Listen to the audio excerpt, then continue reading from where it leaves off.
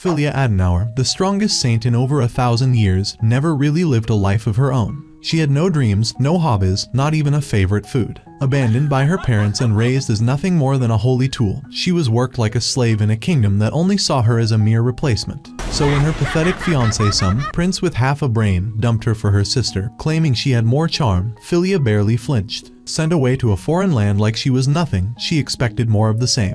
But fate had other ideas. After all, one kingdom's trash just might be another kingdom's treasure. This world is filled with monsters and demons, and to protect the nations from these threats, there are women called saints, and every country needs at least one saint to save them from the monster attacks. In the kingdom of Gertonia, there's a saint named Philia, rumored to be the greatest saint of all time. As she gets back, everyone begins to talk about how she went to save the Northwest from the monsters. There's quite literally nothing she can't do, except for one thing: smiling. Everyone is terrified of her because of her deathly expressions. But Philia, the 28th saint of the kingdom of Gertonia, has never smiled.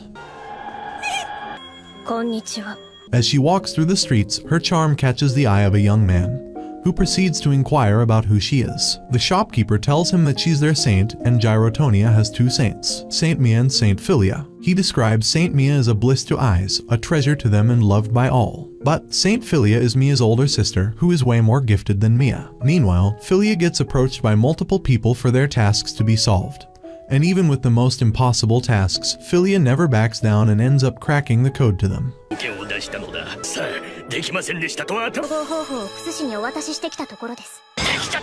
The shopkeeper continues telling the young man about their land. How Gyrotonia was a barren land, lacking most natural resources, but Philia in no time fixed it. But along with that, Philia has quite some people around her who resent her secretly. As Philia gets back home, she goes to see her mom. It turns out she has mommy issues. As soon as her mother sees her, she begins to scold her for taking too long for completing a single task, and compares her to her sister Mia, who isn't an incompetent loser in her eyes. Plus, she compares how Mia is always charming and smiling, who stands closer to being a saint in people's eyes rather than Philia. She scolds Philia for the cold expression she is always wearing on her face at the tea parties, and people complain about her attitude a lot.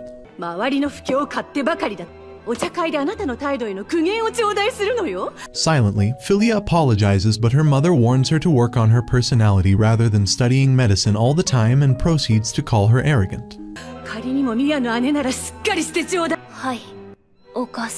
It seems like her mother only cares about the image she carries. As her mother leaves, she wonders about how she has worked hard, yet she has always ended up being ostracized. She has never known how to smile, and this is why her parents always preferred her sister over her, and she knew from the beginning that she has to work hard to be loved. On the other hand, the same guy is being all Joe Goldberg and reading all about Philia. Philia narrates later on about her mentor, who gave her a real hard time training her, calling her useless and unworthy of love. She became a saint at 16 and recognized by the king at 19, and engaged to the second prince of Gertonia, Prince Julius. Suddenly, she passes by a father loving his child, and feels stranger. Later, when she gets home, she meets her sister, who is the only one Philia looks up to whenever she gets home. She got Mia a rose hairpin, and Mia can barely contain her happiness, and decides to pick an outfit for her whenever she meets the prince. On the other hand, Julius wants to get rid of Philia and decides to put the plan in action. The next day, Mia is out walking on the streets of Gyrotonia. As she is loved by all for her charm, people approach and surround her. One of them asks if she did something new to her hair, and she explains happily that she was gifted this clip by the one she admires the most, her older sister Philia. Meanwhile, Philia is off to see Julius, her fiancé. But she is wondering why he asked to see her in such a hurry. She looked outside the window, and it was her family carriage outside the palace, knowing her parents are here too. Philia steps inside the room where Julius is and wonders why he called for her. With an arrogant and dismissive smile, he tells her that he is breaking his engagement with her.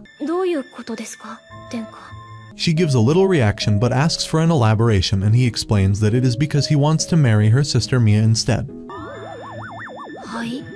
The reason behind choosing Mia over Philia is the absence of charm in Philia, which Mia has. He explains that Mia has that feminine energy in her which makes him want to give her everything he has, and anyone would choose Mia over her. She asks if Mia knows about his plot, and he denies with a frown, but he's sure that she wants him too. After all, men are delusional species. Suddenly, Philia's parents step inside the room, declaring that it was official. Her father tells her that Julius gave them that idea, and her mother urges her to withdraw for Mia's happiness, because she would make a better queen than Philia ever will. Philia thinks if it would make Mia happy, then she wouldn't have a problem with it. Julius interrupts her thoughts, saying the only problem is that Mia would refuse out of consideration for her sister. So, for that reason they have decided to sell Philia to their neighbors in Parnacorda. That actually gets a reaction out of her and she asks for elaboration. Julius explains that their only saint passed away suddenly, so he offered them Philia as their new saint. Not just that, they begged for and paid a heavy amount for her. He decided to give off 30% of it to her parents, and he's sure that Mia would be really happy to hear that he's marrying her. Delusional at its finest, Philia wonders if everyone is finally going to be happy by her being gone. Her chain of thoughts is interrupted by her parents' laughter as they question who would pay so much for a useless thing like Philia.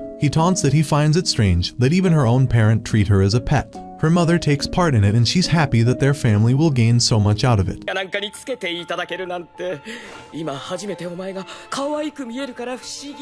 As they have done a good job raising her by treating her worse than people would treat their farm animals. All Philia can think about right now is how to make her parents happy and gain their approval, barely leaving any joy in her life. Her mother goes as far as to say she hopes to never meet Philia again, which just makes her wonder what even is happiness and where will she ever find it.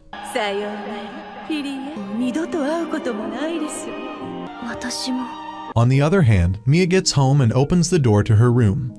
Meanwhile, Philia opens the gates of her home with her luggage, as she has been thrown out. She wonders what could she have done differently to make her parents love her, but she can't ever find that out. As she leaves, there's someone staring at her in a cloak. Julius, the greedy prince, wonders where to spend the money he got from Parnacorda. The ones working for him suggest that he get a gold statue of himself made as Gertonia's king. But he plans not to get too ahead of himself, as he's still a prince since his father, even in rotting health, is still alive. The first prince, Ferdinand, withdrew from the public eye out of fear of Julius's power. So, the coronation might be around the corner and he lets his greed for power and Mia get to his head. Meanwhile, Philia travels for days and nights. She wonders to herself that it has been pretty long since she has had any duty to perform, and she doesn't know what to do with herself now. She can't help but think how it's going to be like when she reaches Parnacorda. All she can hope for is she is of some worth there and has to keep in mind to work like a slave. She knows there's nothing that can be gained by crying over spilled milk, as her duty remains the same. Only her place is getting changed. Philia vows to work hard as a saint, but she also thinks why should she even do that?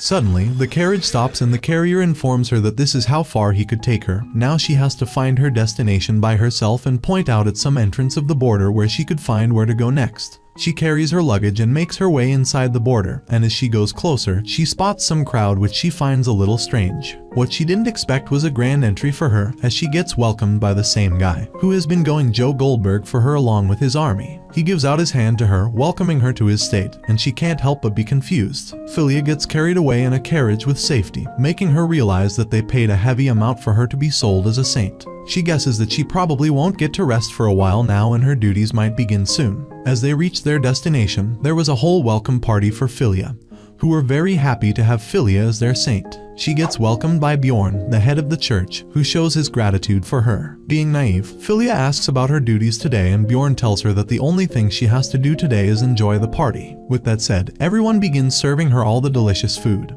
But she feels secluded as she has always been cornered in such events all her life. She takes a bite out of the salad and she likes it. As she is about to enjoy the meal, the same guy shows up and begins talking to her. She has no idea who he is. Suddenly, Bjorn calls him Prince Oswald and she is shaken. Bjorn tells him that Prince Rikard is looking for him, but they sense the confusion on Philia's face. So, Bjorn introduces the second prince of their kingdom, Prince Oswald. That info leaves Philia shaken, as she didn't expect him to be the second prince. Then, Bjorn takes his leave and lets him know that he will send Prince Rikard to him. As he leaves, Oswald says he wants to talk about something to Philia and bows down to apologize, as he didn't want to purchase her because it sounds like an insult to her dignity. He explains that they lost their saint and Gertonia reached out to them, which sounded like a blessing. He's sorry that she had to leave behind her family and loved ones, but he swears that he will provide her with every need. My situationship a day before ghosting me. Then, Oswald says that he will work very hard to make her love their country. That makes her teary because she doesn't know what love is.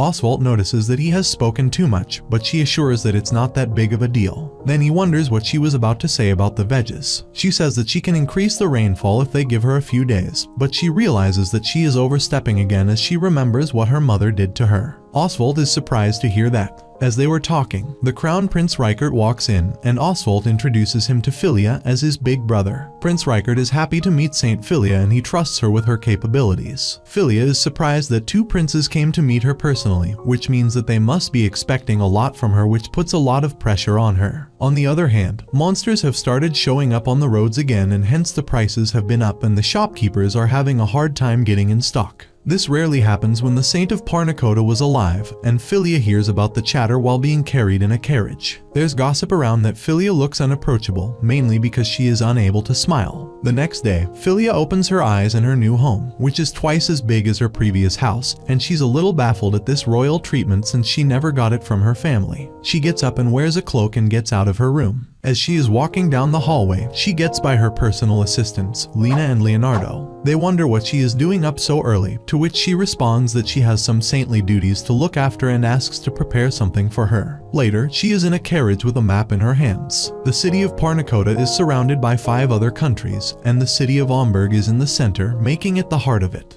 There are deep forests, which makes Parnacoda the easiest target by the monsters to be attacked. Philia wonders that since there are mountains and forests around, she should plan over her first destination. Her assistants, Lena and Leonardo, ask what she is looking at, and she wonders what are they doing along with her here. They inform her that they have been assigned to take care of her all the time, which means they have to support her in her duties too. They think that she was maybe excited to perform her new duties, but when she tells them that it was her routine since the beginning, they both have their jaws on the floor. She says further that if she starts early, then she can finish on time too. Then, Lena asks what she has been looking at in that map, to which she informs that she is looking at the nesting grounds for the monsters, which she can guess by a degree to the terrain. That makes Leonardo take the guess correctly. They are headed to the Detrahorn Mountains to the north. They reach there in a while, with the sky filled with black clouds and an atmosphere so tough that it gets hard for them to breathe, which indicates the presence of many monsters. She leads the way while she passes a remark that any longer would have given lethal consequences. Philia realizes that the monster nest is larger than she expected it to be. She tells both of them to stand back so they don't get hurt.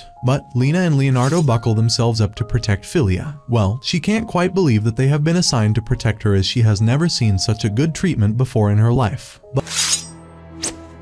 But it's rather distracting for her. As Lena and Leonardo walk away, Lena asks him if he was also appointed as St. Elizabeth's security detail too, and he admits that not only he was on that, but he also protected her predecessor as well. Lena has never seen a saint in action and wonders how they erect the barriers. Meanwhile, Philia walks in a good open spot to erect a barrier. Leonardo tells Lena that a saint pillars. The barrier forms over the land enclosed by the pillars. That area with the barrier makes all the monsters weak, and the more pillars she erects, the more monsters get weak. It takes a lot of time to erect those pillars, yet my pillar takes just a sight of Sydney Sweeney to get erect. Not just time, it takes a lot of mental energy, physical energy, and magic energy. Suddenly, Philia turns to Leonardo and Lena and says that she is done making the first pillar, which leaves Leonardo pretty shocked that she got done as fast as a married man gets done with his mistress.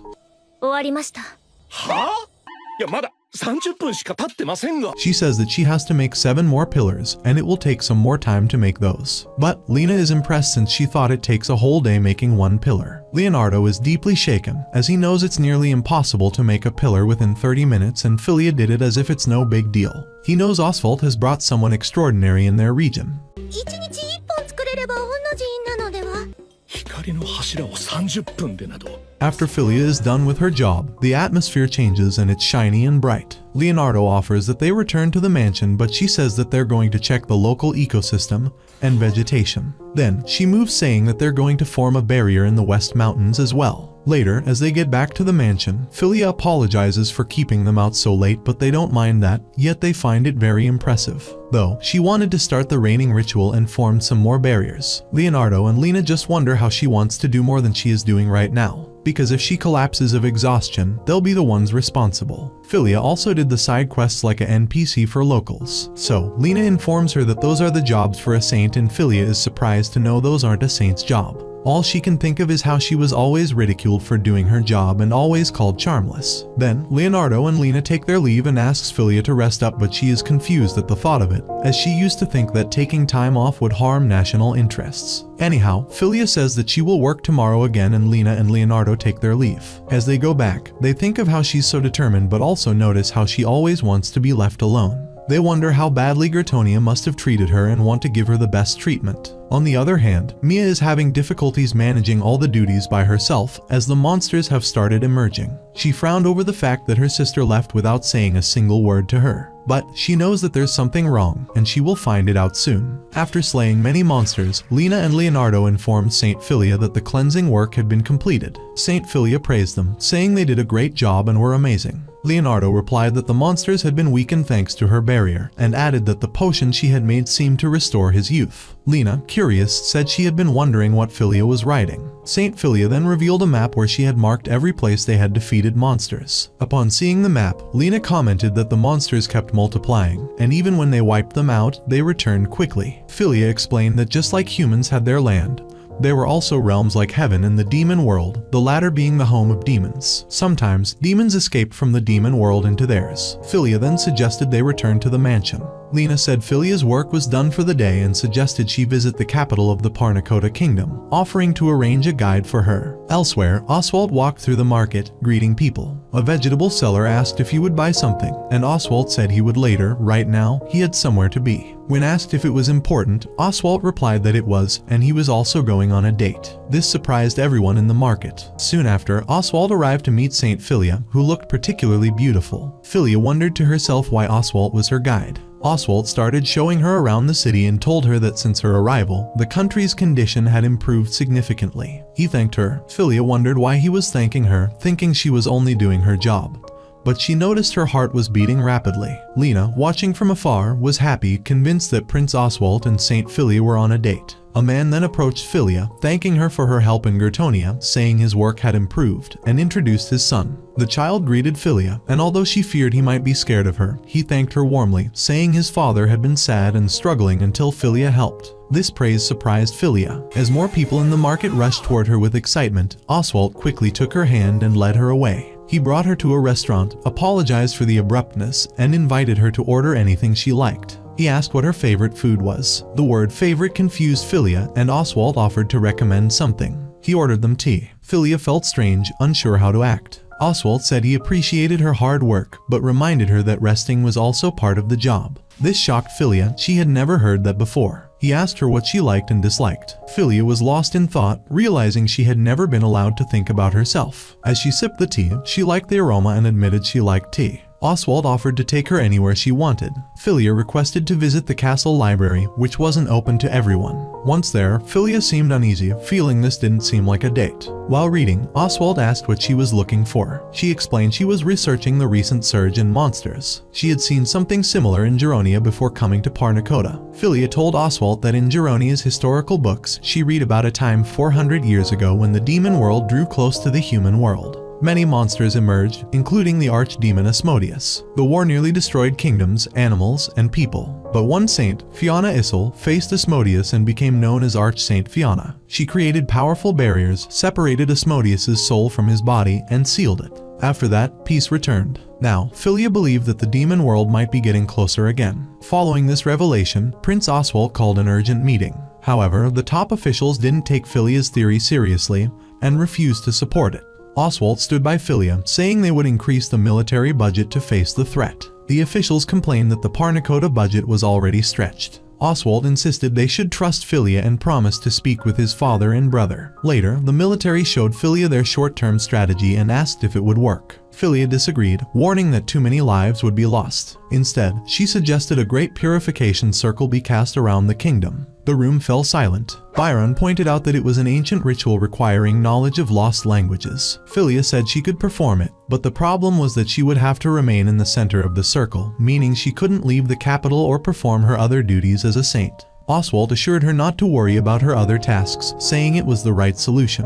That evening, Oswald met with Philia again and noticed she looked concerned. He asked what was bothering her. Philia said she was thinking about her younger sister, Mia, who was also a saint but didn't know the ancient rituals, making it impossible for her to perform the purification circle. Oswald said he understood. Every elder sister worries about their younger sibling, and told her not to suppress her feelings. He encouraged her to help Mia. Philia then wrote and sent a letter to her sister. Meanwhile, in Gritonia, Mia was still troubled by Philia's departure. One day, Prince Julius suddenly proposed marriage. Mia found it disgusting. He had just lost his fiancée and was already proposing to another woman. 僕の妻になってくれないか? 何言ってるのこの人。 She was confused about why her sister had left and felt forced to deal with it. Mia asked Julius for time to think, and he agreed. Mia then began her investigation and discovered her parents had a lot of money. Later, the letter from Philia arrived at her parents' house, but they burned it. One day, on her way to meet Julius, Mia overheard his advisors discussing how they had driven Philia out with help from Mia's parents. Shocked, Mia realized the betrayal. When she met Julius, she asked if her sister had really left the Geronia kingdom on her own. Julius replied that Philia had called off their engagement and moved to Parnacoda, adding that she loved to show off. Mia smiled and said he was right, and she agreed to marry him. Julius was thrilled, but Mia thought to herself that she would lead him into happiness and then betray him. For what he had done to her sister, she believed he deserved to be punished. この男と婚約しよう。手にさせて、泳がせて、裏切ってあげる。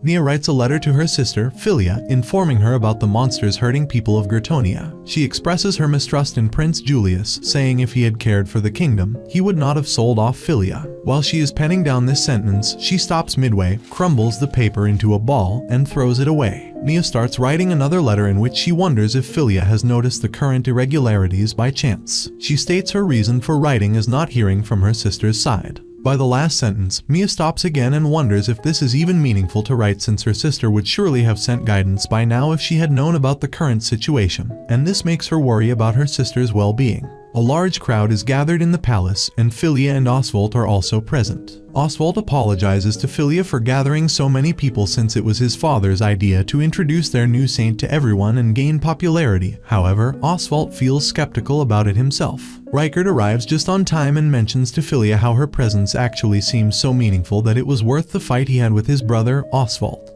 Oswald, however, gets uncomfortable at this, but before he could explain it to her, she is called as the arrangements are all done. Before she walks off, Oswald entrusts their kingdom in her hands, as she is the saint now. As Philia climbs up the stairs to the raised platform, she thinks about the generous and patriotic people in that place. She feels a sense of protectiveness for them despite not actually belonging to that place, and realizes that she wants to stay the saint of Parnacoda. Philia begins the prayer, and everyone gets enchanted by her beauty and the way she prays. With her promise to protect them, she makes the Great Purification Circle activate, which acts as a shield for their kingdom. However, as soon as she turns around to announce that the prayer has ended, she hears a strange voice in her head, claiming to have found her. This startles Philia, and she gets anxious about what it was. Nevertheless, everyone at the church starts complimenting her while clapping and cheering her up. Lena walks through the streets, content with the weather, and calls Parnacoda a picture of peace and tranquility. People stop her on her way to St. Philia and hand her a lot of things, from food to clothes, to give it all to Philia. Lena is quite disappointed by the weight she has to carry to the saint until a little girl hands her flowers, which cheers Lena up. When Lena arrives at Philia's place, she is worried to see her working already while she should be on a break before leaving for the capital. Philia answers that she does not have anything else to do, so Lena asks about her hobbies, which turn out to be none. Lena suggests many things to do, but she does not feel interested in any of them until asked about reading. When Philia says that she deciphers texts and studies scientific textbooks, Lena tells her about her interest in romance novels, but Philia is oblivious about what it is. Lena asks her if she doesn't have any interest in it despite being so beautiful. Philia answers that she never got the chance, but suddenly Oswald's face appears before his eyes. Lena decides to lend her romance novels to Philia when Oswald enters the room. He shyly asks to discuss something with Philia, and over tea and snacks, he clarifies the fight between him and his brother over bringing her here. He says that he wasn't opposed to her coming but to the idea of buying a saint-like object and still stands by his beliefs. However, he's glad to have met her. Leonardo then asks Oswald about what he wanted to discuss with Philia, but Lena tells him not to bring it up right now since she can sense the air between the two. Getting reminded of it, Oswald asks Philia if she is interested in tutoring. At dinner, Lena is intrigued by the idea, but Philia has her doubts about being an effective mentor. Lena assures her of being a good one and says that a saint in training, Oswald, will be good company for her. Suddenly, Philia zones out, worrying about her sister not replying to her letter. Leonardo assures her that he will visit the messenger, and Lena tries to cheer her up so she finally eats. When she likes the food, Leonardo and Lena get happy at her finally expressing it. and tell her that Leonardo has been cooking her food, using the things the people send for her out of gratitude. Filia realizes how good it is to share books and meals with others since she'd been deprived of it due to her loneliness. Grateful about it, she thanks both of them. On the other hand, Mia and Julius are having dinner together where he brags about getting the best ingredients for her. He also mentions her enjoying such a feast every day once they are married. Filia is about to call it a day when Lena enters her room excitedly and gives her the letter sent from the kingdom of Gertonia by Mia. Filia quickly reads it but realizes that Mia never received the letter Filia sent to her. When she discusses it with Leonardo and Lena, Leonardo tells her that the royal messenger assured him about the delivery. Filia thinks that her parents might have destroyed it to cut off contact between her and Mia. Leonardo then asks if she wants a way to ensure her letters reach Mia, and when she affirms, they promise to get it done with the help of Himari, another personal female guard assigned to Filia. They tell Filia how Himari has been alongside her secretly due to being a ninja, and Filia states her knowledge about ninjas. Leonardo then asks Himari if she can take the letters of Filia to Mia herself, so she agrees to do it in the name of the Fuma clan. Filia informs her about the danger of traversing monster-filled forests to enter Gertonia, along with dealing with the people becoming a hindrance between Filia and Mia. However, Himari asks her to give the order without hesitation since she is ready to risk her life for Filia out of gratitude.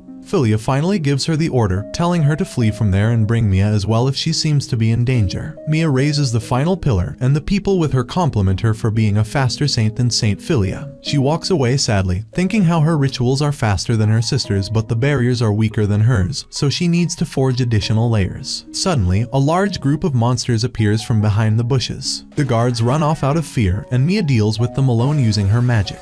She notices them gone and gets disappointed. Due to using so much energy, she is about to fall when Himari catches her. Himari is wearing a cloak to hide her identity and gives Mia a piece of cloth to wipe her face. As Mia takes it, she feels something inside it, so she quickly unfolds it and finds a letter inside. Upon reading, she recognizes her sister's handwriting and asks about her well-being. Himari assures Mia about Filia's well-being and tells her how indebted they are to Filia, but even more due to their affection for her, they wish to help her in every way. That is why Himari tells Mia she's here. Mia feels relieved to know this, but suddenly the guards return while calling her out. Before Himari can leave, Mia asks her to come by in the evening and talk about her sister and this letter, so Himari agrees and leaves. When Himari arrives in the evening, jumping like a ninja from the ceiling, Mia is surprised. Mia expresses her surprise over Himari actually being a girl, to which she replies that it's a crucial skill for going undetected. Mia then thanks Himari for bringing the letter and about the monsters. Himari tells her that Filia calls it a race against time. Mia asks if she'll have to kill all the kingdom's forces as told by her sister and worries about Julius being in charge, which makes it a difficult job. Himari looks at Mia worried and gets reminded of Filia's words to take Mia to her if she seems in danger. She asks Mia if she wants to leave for Parnacorda with her since she can easily take one person along with her. Mia considers the offer, considering the chance to meet her sister and the chance to escape this sick place, which sold off her sister to another kingdom with no shame. Grace Matillas, the Saint of Balmern, arrives at Parnacorda in her carriage, and Filia and her guards receive her. While Filia is quite formal with her, Grace starts screaming out of enthusiasm since she wanted to meet Filia for so long and calls it a dream to get tutored by her. Several days earlier, when Oswald came to ask Filia about her views on being a tutor, she got confused.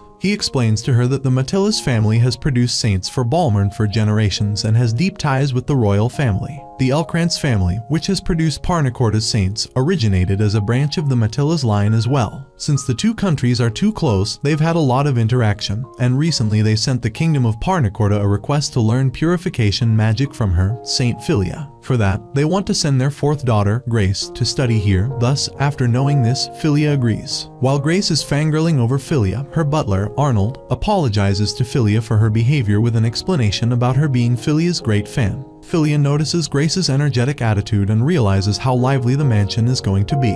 Later, while serving tea, Leonard asks Filia if she's sure about teaching the Great Purification Circle to someone from another kingdom. She answers that there's no issue except for it not being everyone's cup of tea to handle. The Great Purification Circle doesn't need any talent, but knowledge and perception, and for it, one must study ancient language. Filia is reminded about how Mia couldn't use it since she didn't know the ancient language and regrets not teaching it to her. Philia says to Leonard that since Grace might already know the ancient language, she would be quick to learn it. Philia starts the ancient ritual class and Grace is quite excited. She explains the basic rules and tells her to learn perception by practicing perceiving the natural magic power necessary to use ancient rituals, mana. Upon being questioned about mana, Philia says that when one casts spells, he uses the magic power within oneself, known as odd, while the magic power that comes from the natural world is called mana. Therefore, since the Great Purification Circle is massive in scale, it's difficult to perform using odd alone, so mana is used to fill in the gaps. To learn perception, Philia tells Grace to stand alone in the sunlight and feel nature with all her senses. After trying so hard, Grace finally speaks up about not feeling the mana at all, but just a slight power in nature. Philia assures her that this is enough for now to indicate that she can perceive mana. In order to push her further, Philia casts the light spell, which makes the mana shine, and she tells Grace that it would be easier for her if she could sense it visually. Grace can't help but admire Philia to no extent, which makes Philia feel flattered. When Grace calls Philia's book treatises on sainthood her personal Bible, Philia realizes how people must have misperceived it as she had expected. She tells Grace that it was just a collection of her experiences and research, not anything praiseworthy. However, Grace denies her claim and tells Philia how her book has been a light to her since she had no exceptional talent as the fourth daughter in a family of saints. Thus the book inspired her to endure the fierce training and made her want to thank Philia someday for becoming a saint and for writing those books. Grace's words remind Philia of her mother, who tore her book apart and scolded her for writing it by calling her shameless, and Julius, who called it a boast about her accomplishments. The publication of those books ceased, and they stopped circulating in Gritonia. When her own people rejected her, she started regretting it and accepted their words as the truth, until now she's realized their true value. In the break, Grace asks Philia about ever having any students before her, but Philia denies and it makes Grace proud. Grace then praised Philia's method of teaching, so Philia answered that she's only following her teacher. Grace asks if that teacher was the previous saint of Gritonia, and Philia confirms and tells her the name Hildegard Adenauer, who is also her paternal aunt. When getting asked about what kind of teacher she was, Philia calls her unsparing and tells all kinds of things she put Philia through. Grace asks if there was any reason for her to be that strict. The question reminds Philia of when Hildegard told her that she only wants to make Philia strong because she resembles Hildegard, who was bullied by Philia's parents. The realization makes Philia feel bad, and she apologizes to her mentor in her head. While reading the romance books brought by Lena, Philia asks her about the weird plot, which she continues to explain. Just then, Leonardo enters the room and gives Philia a letter from Himari, informing her the delivery of the letter has been completed. Leonardo further informs her about her carriage being ready for tomorrow. Upon being asked by Lena, Philia says that she will go with Grace to visit Grace's cousin, Elizabeth's grave, who passed away 3 months ago. The next morning, Philia and Grace are at the graveyard, talking about Elizabeth, when Reichert also arrives. At first he mistakes Grace for Elizabeth since the two of them resemble each other due to being cousins. However, he soon realizes that it is Grace and later tells Philia that he was formerly engaged to Elizabeth. Just like Grace, he's also brought golden freesia flowers, which Elizabeth claimed to like more than any gift since it would remind her of Reichert.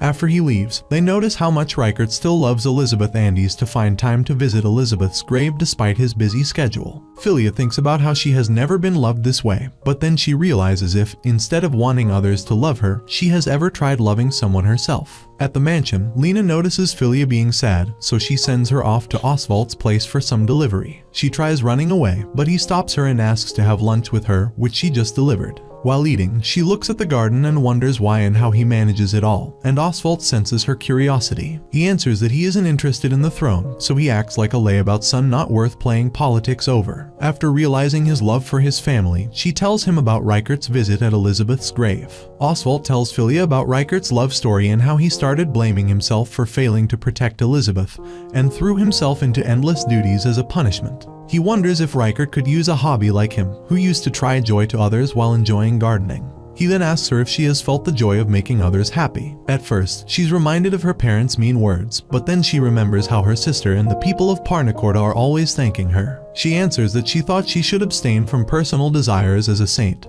but instead it was her trying to please her parents, which, in the end, crushed her self-esteem. However, it's now that she's seen how people like her. Oswald scoots closer to her and appreciates her, saying he will acknowledge her in her parents' stead. She realizes how she always wanted to hear these words and thanks him. While Grace is learning perception, Philia emphasizes its importance to Arnold. He acknowledges it and asks if the thing Grace is trying to perceive is called mana. Out of excitement, Grace opens her eyes and confirms to Arnold that it is called mana and asks him if he is interested in ancient rituals. Arnold denies it and says that he's asking about it because her father has asked him to report on his darling daughter's progress. She gets grumpy at the mention of her father and tells Arnold to tell her father that she's working hard to help Balmern. She whines about her father still treating her like a child when she's already 15 years old. Looking at her, Philia feels like she wants to help the people of Parnacorda, who are so nice to her, and this thought suddenly reminds her of something. She tells Grace that today's lesson is over and excuses herself out of there. Oswald enters Reichert's room and asks him the reason for summoning him. Reichert shows Oswald the letter that they just received from the Kingdom of Gertonia, and when Oswald reads it, he surprisingly asks if this is some joke.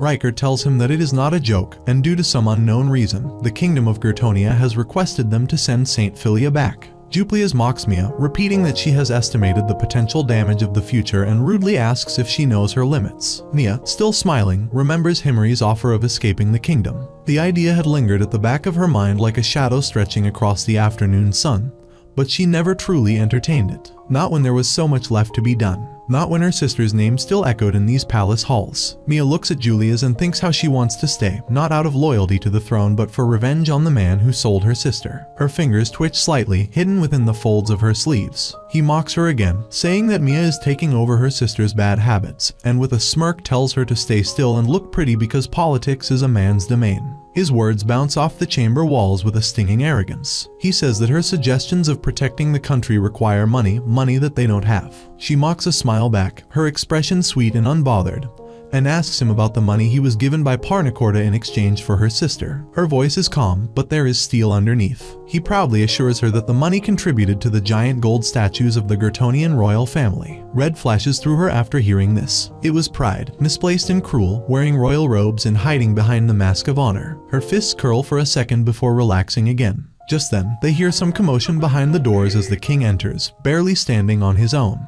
His steps are unsteady and his breathing is labored, but his voice still carries the weight of authority as he asks if the news of the demon realm approaching is real. Mia nods, answering truthfully. She watches the frail figure of the king and thinks how anyone has rarely seen him after his illness. He was once known for his commanding presence, but now he looked like a crumbling statue, hollowed out by time and sickness. Julius interrupts, scoffing that Mia is just a woman, unfit to deliver such warnings. The king frowns, starting to scold him, saying that only saints know all about monsters. He asks Julius if he's not satisfied by sending Philia. His voice trembles, not from weakness, but from anger. Julius replies that it was her choice to go, brushing off any responsibility. Mia's eyes widened. In that moment, she realizes with a sinking heart that it was Julius's decision to sell Philia. Suddenly, the king breaks into a violent coughing fit. His guards rush forward to hold him upright as he nearly falls to the floor. Mia steps forward, concerned, and asks if there is any medicine left that her sister made for the king. One of the guards looks at her nervously and replies that they misplaced the recipe. She notices Julius smiling faintly in the background. That smug look is all she needs to see. She understands now, Julius wants the king to die to have free reign over the kingdom. Julius casually tells her to have faith in their kingdom's guards. That leaves her no choice, and she sweetly pleads with him to accompany her on her duties tomorrow. Her tone is gentle, almost playful, but beneath it lies something sharp. The next day during the raid, Julius screams, flailing as he fights for his life in front of the demons. His voice is shrill, breaking apart under fear.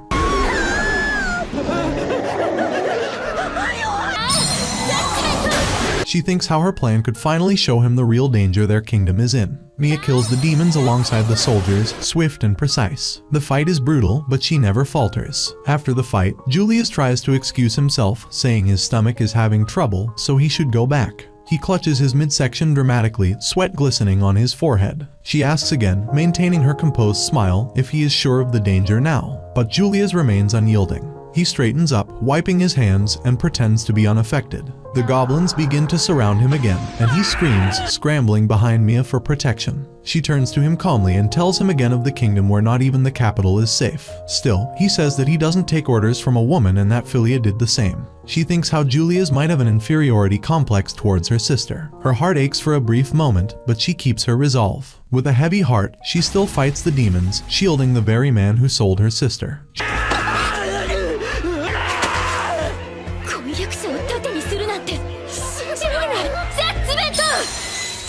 Julius says that it's all because of Philia, who went away to save another kingdom, leaving theirs alone.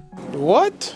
His voice carries a bitterness too deep for reason. Mia thinks how it's impossible for Julius to know the truth and acknowledge his mistakes. He hides behind pride and delusions. Mammon tries to flirt with the lady trying to water the crops. His grin is wide and lazy. She turns around to see him, only to watch in horror as his head rolls down with a clean slash. She drops the watering pot and runs away screaming. Mammon casually picks up his head, dusts it off, and places it back on. He turns toward his sister with a dramatic sigh, saying that she is mean. His sister, far less amused, threatens him and expresses her worries about the revival of Archdemon Asmodeus. Her eyes glint with genuine concern. He replies that they are kind of family, that's why he's not worried. She tells him how Asmodeus' soul was sealed by Saint Fianna hundreds of years ago, but the seal is weakening because of the approaching demon realm. He assures her again, saying that this is all because the church sent them and that everything is happening as expected. Julius throws things on the floor in rage, his chamber echoing with crashing sounds. He mutters how his life has been in misery ever since he sold Philia. He grabs a vase and smashes it against the wall, breathing heavily. He asks himself how far Mia is trying to go to humiliate him. He thinks of how hard he has tried to gain his crown prince position when everyone was against him.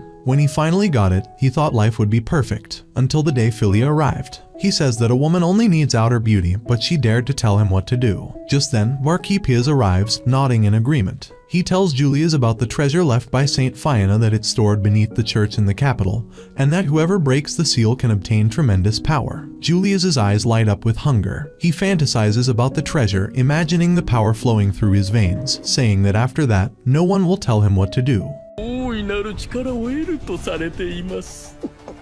Marquis Piaz goes away, and Julius comes out of the illusion with a shiver. Reality presses back in. Prince Oswald tells Philia that they are demanding her back as things in Gretonia are getting worse. He says they can refuse the request, but he just wanted to inform her. Philia thinks about how she has to stay in the capital to maintain the Great Purification Circle. But even then, it must be hard for Mia to handle Julius alone. Oswald assures her not to take the burden by herself and says that everyone here is to help her. He promises to send Parnacorda knights to aid them. He tells her that he will do as much as he can and not to worry. Philia sincerely thanks him. She goes away with Lena to help her make the tea. Oswald turns to Leonardo and says that it's good how Philia is accepting their gratitude. Philia tells them to gather as she reads Mia's letter. Grace informs her about the king's poor health and how Julius destroyed her recipe. She decides to send the recipe with Himari next time. She thinks how Mia is going to such lengths to fight Julius. Himari asks if she can kill Julius. Mia tries to settle her down, saying that it could lead to a war between the two kingdoms. Himari asks how Mia is going to handle him then. Mia expresses how she wants him to repay for what he did to her sister and how she wants him to repent and regret everything. Himari tells her that in her position as the saint, she can actually make this happen. Mia thinks how she is the protector of the kingdom from all the ill, even if the evil lies within their own monarch. She begins to realize that she is forgetting the reason she became a saint in the first place. She remembers how Philia went away to practice as the saintess, and how her mother refrained her from meeting her sister, asking her to study hard. But she disguised herself and went to the kingdom to see her sister. She remembers how it was the first time she came face to face with a demon and how she felt so useless. Coming from a saint's lineage, she still couldn't protect herself. She asked God to save her. Philia came flying out of nowhere to save her life. At that moment, she saw how her sister was like a hero, adored by the people of their kingdom. She thinks how her sister is the reason she wanted to become a saint to protect their people together and how she is like a role model to her. She exclaims to Himari that she can't forget her duties as the saint and not take revenge for her sister. Himari tells her to remain herself and fight for herself and Philia. She tells her to work for the kingdom through her own lens. Mia stands up, her voice steady, stating that she is going to keep hating Julius as part of her saintly obligations and expose him to the world and to break him completely. That she is going to be selfish because she demands both salvation for her kingdom and revenge for her sister. She says how she needs someone else to entrust to expose the prince fully and to help the king recover. She plans to take out Prince Ferdinand, who's confined upon Julius's orders, and only he could help her to have success in her plans. Pierre gets appointed as Mia's bodyguard, and he wants to proceed with her duties. But before that, Mia wants to go see the Crown Prince Ferdinand. Pierre never expected Mia to be on their side, and she thinks the same. To which, Pierre admits that it's very common in soldiers to be loyal to their crown prince. But he also says that they keep their loyalty among themselves so Prince Julius doesn't get a glimpse of it. That makes her wonder that it's exactly what Himari told her, that Fernand has been sickly since birth, and the noble who wanted Prince Julius to go further took advantage of that and robbed Fernand of what should have been his. As they are walking, Pierre says that Julius treats his bodyguards like a disposable. Once he's done with them, he will throw them away when they're no longer of any use. This way, at the end, there will be no one defending the kingdom at the end. Mia wonders if Pierre used to be Fernand's personal bodyguard, so how is he holding up now? Pierre says that he's waning right now, which is understandable after the betrayal of Julius into keeping Fernand under House R's. T and Fernand had no other option. When the king found out what Julius did, he got Fernand's house arrest lifted and was angry at Julius. But since then, Fernand has refused to be free and has hidden in his estate for almost 12 years now, which surprises Mia, but she knows it'll take more effort because Gertonia has no time to lose and she has to put in more effort than ever. She enters Fernand's room, greets him, and introduces herself as Julius's fiancée. He was uninformed that it's not Philia anymore and it's Mia who is Julius's fiancée. She says that Philia is her older sister who had to go and serve for Parnacorda. He's surprised that the king made such a decision, but Mia informs him that the king has fallen ill and Julius is handling state affairs. He gets straight to the point as to what Mia wanted to talk about, and she says that she wants him to take the throne instead of Julius to save the kingdom. But he passes the offer and catches a hint that Mia absolutely hates Julius, even though she assured him that this isn't about her personal feelings. Later on, she angrily forms the pillars and wonders why the two brothers are so stubborn. So, she decides to first cure his illness and build some stamina in Fernand. Pierre tells her that he got better after he took the meds Philia made for him. Meanwhile, Philia is making a present for Oswald and makes one for Lena as well, which makes Lena happy like a little kid. Right at the moment, Leonardo brings a report from Gertonia for Philia to see. Back at Mia, she goes to Fernand and asks why he stopped taking pills that Philia made, to which he said that the pills started making his health better, but if he got better, Julius would have him killed in no time. あの薬か。君の姉君は恐ろしいものを作ってくれる。Mia gives him an offer. If he takes the pills, she will protect him and give him time to think of it. On the other hand, Philia gets summoned by the king and asks Oswald if she did anything wrong, but he assures her that he just wants to meet her. Still, she is a bit scared and he assures her that if someone speaks ill of her, he won't tolerate that, even if it is his own father, because he doesn't like the idea of her being hurt. After a while, they reach the king, and the king apologizes that he took so long to meet Philia. He thanks her for saving their kingdom from a potential threat, and she admits that she just performed her duty as a saint. As he speaks to her, Philia sees the hint of Oswald in the king. The king wants to reward Philia for her work by helping Mia in her saintly duties because she is unable to handle them on her own. This makes Philia very emotional as she is very scared of losing Mia. She bursts with emotions and instantly apologizes, but the king tells her that there's nothing that she did wrong. と君を助けたくはないかね。助けたいと思っています。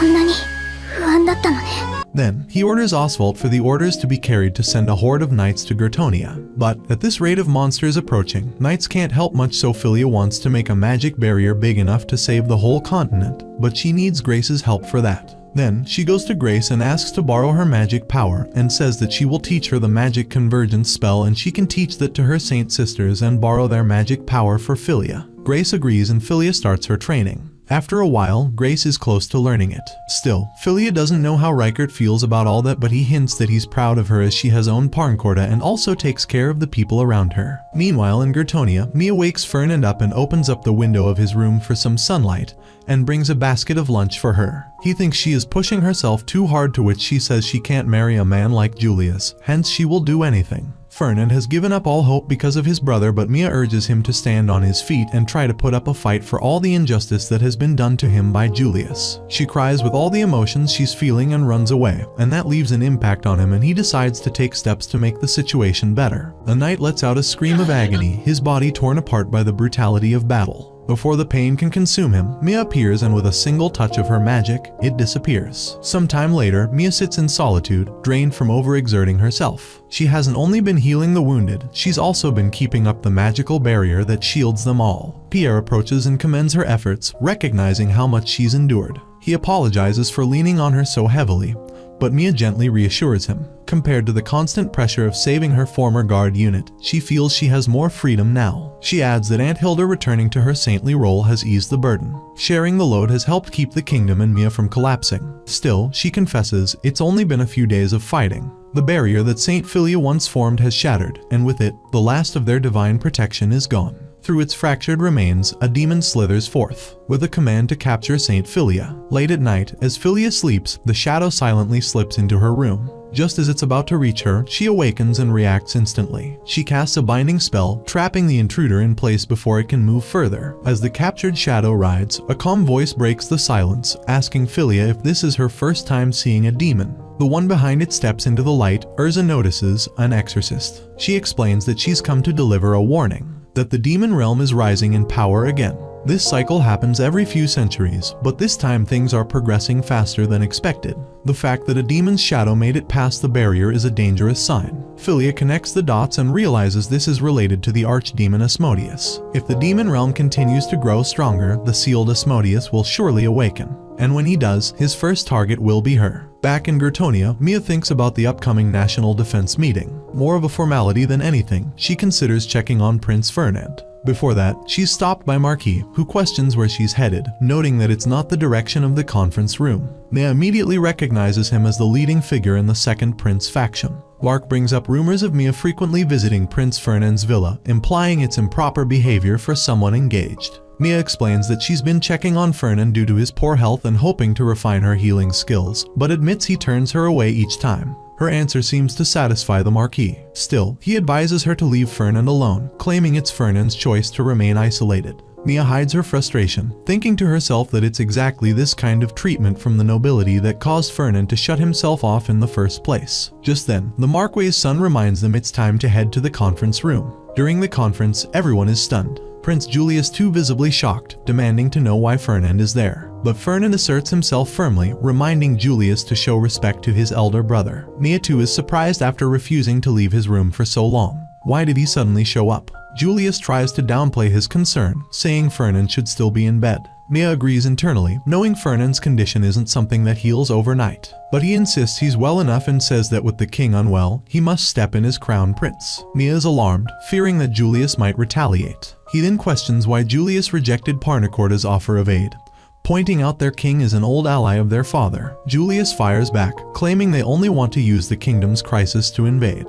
Ferdinand challenges the logic, saying no one would want to take over a kingdom overrun by monsters. Mia notices Ferdinand is trembling. He's clearly forcing himself to act strong. She realizes he's far from recovered, but his resolve is real. She decides to stand by him and support his efforts. Julia suddenly shifts focus to Philia, accusing her of treason for refusing to return and demanding her arrest. Mia's anger erupts as she goes completely numb with rage. Ferdinand tries to bring reason back to the table, but Julius cuts him off and declares the meeting over, ending it by announcing the punishment of Adener for raising a traitor. After the conference, Prince Ferdinand admits he's reached his limit. The effects of his medicine have faded, and he can't keep pushing his body any further. But Mia reassures him, telling him that he did a great job and deserves to rest. She's genuinely thankful for his bravery and says he looked impressive while standing up during the event. Ferdinand, moved by her words, smiles and says it was all worth it.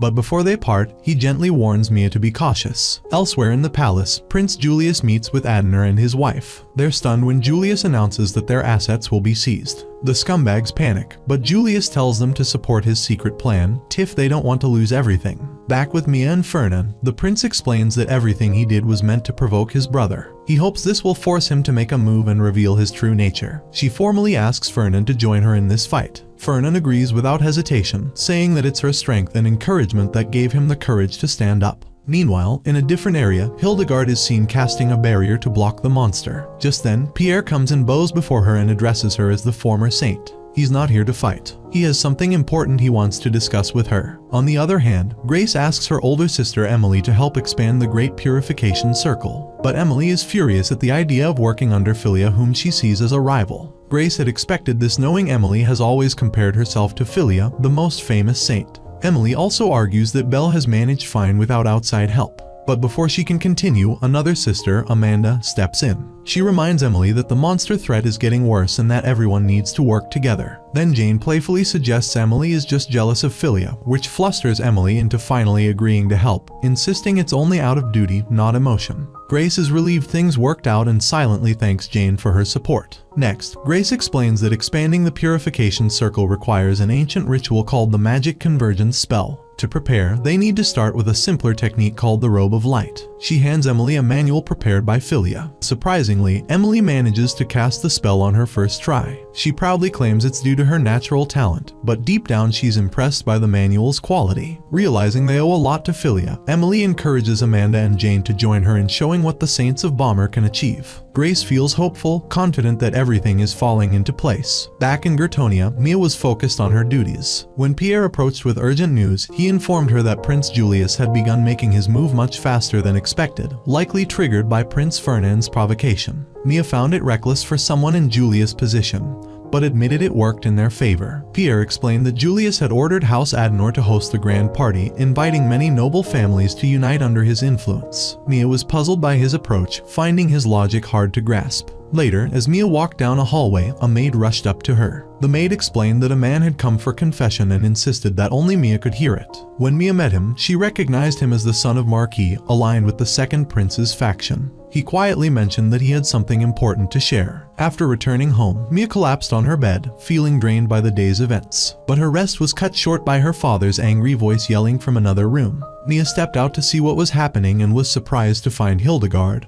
Her aunt had come to visit. Her father was furious and told Hildegard she wasn't welcome, but she calmly replied that she had come only to share important information with Mia as a fellow saint. She offered to speak outside instead, and Mia agreed to join her. As Mia walked outside with Hildegard, she couldn't help but notice how much her aunt resembled her older sister, Philia. The similarity was striking, but she quickly brushed the thought away, trying to stay focused. She thanked her aunt for returning to her duties as a saint, believing it had helped stop the monsters from advancing. Hildegard dismissed the gratitude, saying her return had made little difference. In her eyes, the kingdom was already crumbling under the threat of monsters. She mentioned that Philia, her own pupil, could have handled everything alone if given the chance. Mia silently agreed, knowing all they had done so far was slow the inevitable. Wanting to know the real reason for their conversation, Hildegard replied that she wanted to know the truth to discuss. Without hesitation, Hildegard asked Mia to let her adopt her. Mia was stunned. Her aunt then explained that Mia's parents would eventually fall as a result of the path she was on. Her revenge would not just bring down Prince Julius, but her family as well. Mia was surprised that Hildegard already knew so much. The previous saint revealed that she was part of the Crown Prince's faction. She had never forgiven Prince Julius for selling off her precious student, Philia. After learning from Pierre that Mia had joined their side, she had been waiting for the right moment to talk.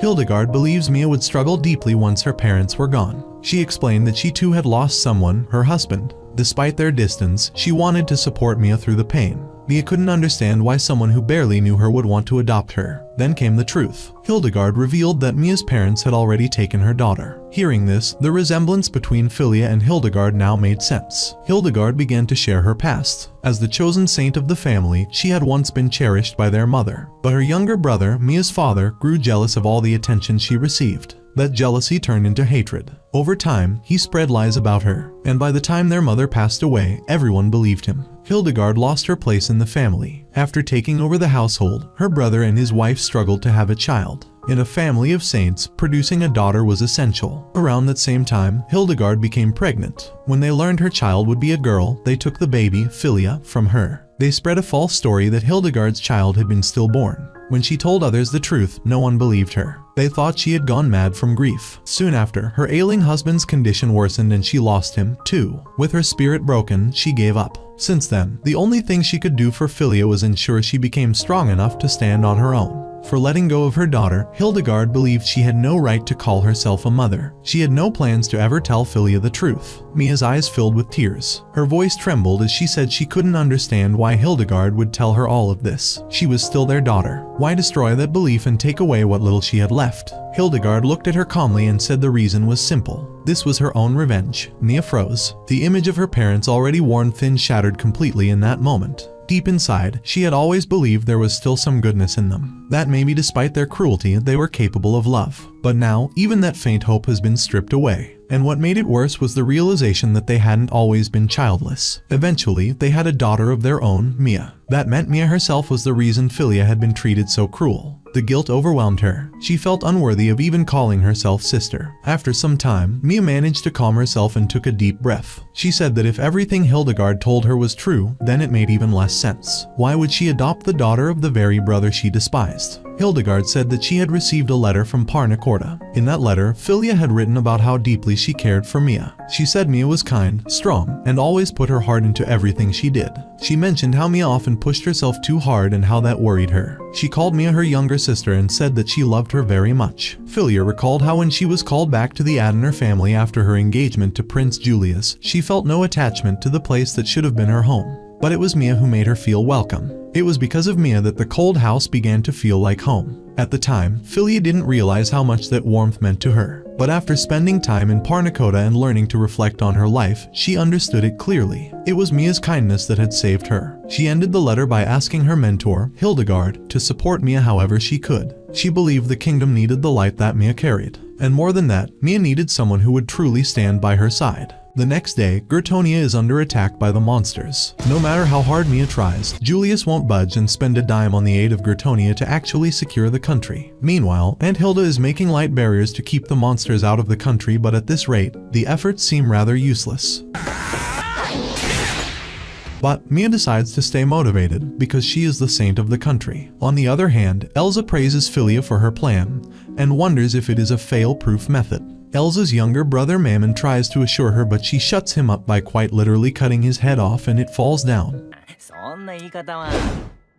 Filia admits that Gertonia is tough to handle and has 4 days left and they have to take measures before that. Prince Riker comes in and Elsa introduces herself as the exorcist and Mammon as her brother. Then, Riker talks about the aid of the soldiers Parna Corda sent for Gertonia, but they were refused entry to the country and falsely accused of invading the country, which worries Riker since he overheard the conversation of Gertonia only having 4 days left. Elsa agrees with Rykert as the awakening of Asmodeus is about to happen. Parna Corda will be risked as well because Asmodeus is after Filia. Later at night, Filia thinks about the conversation she had with Elsa where Elsa inquired about the cycle of rebirth, reincarnation. She wonders where the soul of Fiona ended up, but soon tells Filia that it resides inside of her. Well, Mammon gets reminded of sweet memories of the archdemon being beaten up by Fiona and falling in love with her. Man's having some degrading kinks. Then, Elsa tells her that this is the reason he's after her, to have a chance at the rejected love once again. Later, as Filia ponders upon it, Oswald comes and sits with her. He tells her to take care of herself and assures that he is there with her, along with everyone in Parna Corda. Hearing his calm words, Filia feels relaxed. Then, Oswald asks her out on another date, which makes Lena happy for Filia and Filia accepts it. Though it is making both of them blush. Back in Gertonia, Julius is hosting a party, neglecting the actual needs of Gertonia. And that infuriates Mia, as the country doesn't need to spend their leftover funds like that. Suddenly, Julius comes and grabs Mia closer to him, and she pretends to be pleased. Right then, Fernan comes in, taunting about the great party he's holding. Strange enough, Julius likes his presence there. Everyone is surprised to see Fernan stand in front of them. Then, Fernan goes on to give a speech how he will take care of the country being the crown prince and take the best measures. Everyone is assured and a round of applause goes for him, which makes Julius happy, which was weird. As Mia was praising Fernan, Julius steps in and begins to falsely praise him. Fernan excuses himself, but he says he will be back for a toast. As Fernan goes away, Julius wonders if Mia and him could set up a date for their wedding, and that makes her wants to throw up, so she says that they should do it after the situation is calmer. He agrees and Fernan returns. The servant brings glasses of toast for Fernan, Mia and Julius cunningly says that Fernan should take a toast, since it won't affect his health that much. Fernan hesitates but decides to trust his brother and grabs the glass of wine. Mia's father gives out the toast and everyone gulps down the wine. Fernan is a bit hesitant and so is Mia, but still, he drinks it. As soon as he drinks it, he begins to choke on it and faints. Mia rushes to him to check his pulse and he's not breathing. Julius openly admits to it that he did it on purpose, and Mia says to keep this matter in front of the king, but Julius also got his own father murdered the same night. As he admits to all of the heinous acts he committed, he laughs crazy as he felt his father and his brother were standing in his way.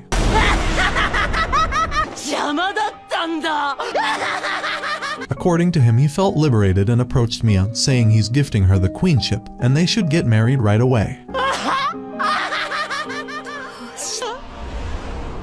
But before he could touch her, Fernan stands up again and throws him, admitting that he knew about his disgusting plan and one of the servants of Julius already told Mia about the plan. Fernan confronts him with everything, how he staged everything, and even their father was alive. Everything was perfect a while ago for Julius, but it all came crumbling down along with a death sentence. Then, it was time for Mia to shine, as she admits that she betrayed him, even though he has crippling love for her. She screams at him and her parents for treating Philia like garbage and tossing her off to another kingdom. Meanwhile, Julius is still trying to gaslight everyone, including himself, that he can still be the king, as he was always the golden child, who naturally just always knew how to do things better since his brother was always ill. Everyone would praise him, except his father, who would tell him to work on his attitude.